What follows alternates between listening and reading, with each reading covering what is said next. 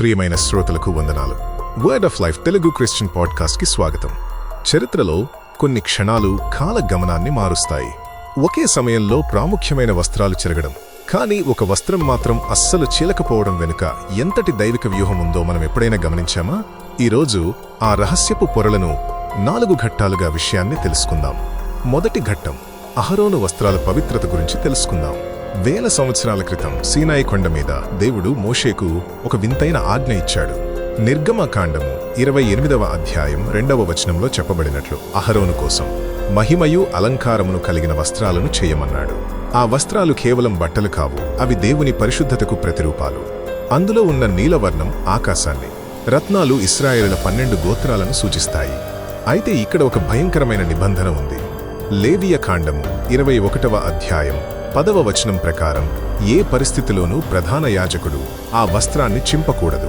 ఒకవేళ ఆ వస్త్రం చినిగితే ఆ యాజకత్వం దేవుని దృష్టిలో అంతమైపోతుందని అర్థం. పాత నిబంధన కాలమంతా ఆ వస్త్రాలు దేవుని పరిశుద్ధతకు మరియు మనిషి భక్తికి మధ్య ఒక అందమైన కానీ అసంపూర్ణమైన ముసుగులా ఉన్నాయి. ఎందుకంటే ఆ వస్త్రాలు విడివిడి భాగాలుగా కుట్టబడినవి, అంటే అవి పరిపూర్ణమైనవి కావు. రెండవ ఘట్టం, కయప చేసిన ఆత్మహత్యా సదృశ్య చర్య గురించి తెలుసుకుందాం. ఆ రాత్రి మన ప్రభువైన యేసుక్రీస్తు విచారణ జరుగుతున్నప్పుడు ఒక ఉత్కంఠభరితమైన దృశ్యం ఆవిష్కృతమైంది. మత్తయి సువార్త 26వ అధ్యాయం 65వ వచనంలో వ్రాయబడినట్లు, అప్పటి ప్రధాన యాజకుడు కయప తీవ్రమైన కోపంతో తన చేతులతో తన వస్త్రాలను తానే చింపుకున్నాడు. ఇక్కడ గమనించండి, ఇది కేవలం ఒక మనిషి ఆవేశం కాదు, అది ఒక ప్రవచనార్థక ముగింపు. తన వస్త్రాన్ని చింపుకున్న క్షణమే కయప తనకు తెలియకుండానే అహరోను క్రమములోని ఏళ్లనాటి యాజకత్వానికి ముగింపు పలికాడు.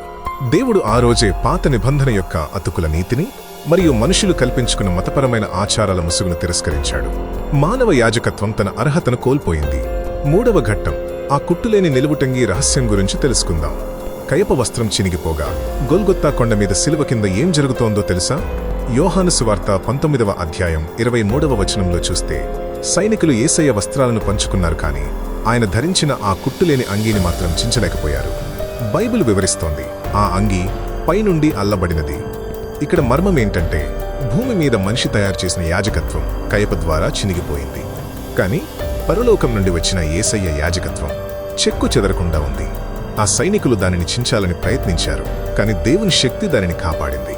ఎందుకంటే యేసిచ్చే రక్షణ అతుకులది కాదు, అది పరిపూర్ణమైనది. ఆయన నీతిని ఏ అంధకార శక్తి కూడా విడదీయలేదు. నాల్గవ ఘట్టం, దేవాలయపు తెర, దేవుని స్పందన గురించి తెలుసుకుందాం. అదే నిమిషంలో యేసయ్య సమాప్తమాయను అని కేక వేయగానే మరొక వింత జరిగింది. మత్తయి సువార్త 27వ అధ్యాయం 71వ వచనం చెబుతోంది, దేవాలయపు మందపాటి తెరపై నుండి క్రిందకు 2గా చీలిపోయింది. మనం ఇక్కడ ఒక లోతైన సత్యాన్ని గ్రహించాలి. కయప వస్త్రం చినిగింది అంటే మనుషుల మతం ముగిసింది. యేసయ్య శరీరం చినిగింది అంటే దేవుని ప్రేమ బయలుపరచబడింది. దేవాలయపు తెర చినిగింది అంటే మనకు పరలోకానికి మార్గం తెరవబడింది. మనుషులు క్రింద నుండి చించగలరు, కానీ దేవుడు ఆ తెరను పైనుండి చించివేసి ఇలా చెబుతున్నాడు, ఇక యాజకుల అవసరం లేదు, అడ్డుగోడలు లేవు. నా కుమారుడైన యేసు ద్వారా మీరు నేరుగా నా దగ్గరకు రావచ్చు. ప్రియ స్నేహితుడా, నీ జీవితం ఈరోజు అతుకులు పడిపోయిందా?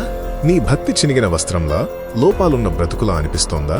అయితే విను, నీకోసం ఆ తెర చినిగిపోయింది.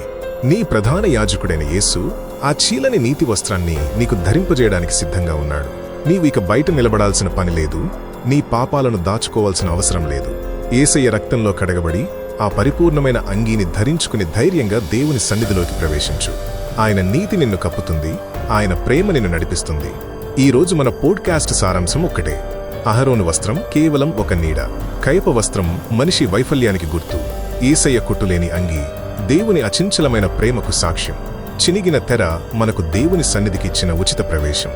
ఈ లోతైన మర్మం మీ హృదయాన్ని తాకినట్లయితే ఈ రోజే మీ పాత వస్త్రాలను విడిచిపెట్టి యేసయ్య నీతిని అంగీకరించండి. మరిన్ని ఇలాంటి మర్మయుక్తమైన వాక్య సత్యాల కోసం మా word of life Telugu Christian పాడ్కాస్ట్కి సబ్స్క్రైబ్ అవ్వండి. ఈ వీడియోని లైక్ చేసి 10 మందికి షేర్ చేయండి. దేవుడు మీ ఆత్మీయ నేత్రాలను వెలిగించి తన కృపలో మిమ్మల్ని నడిపించునుగాక. ఆమేన్.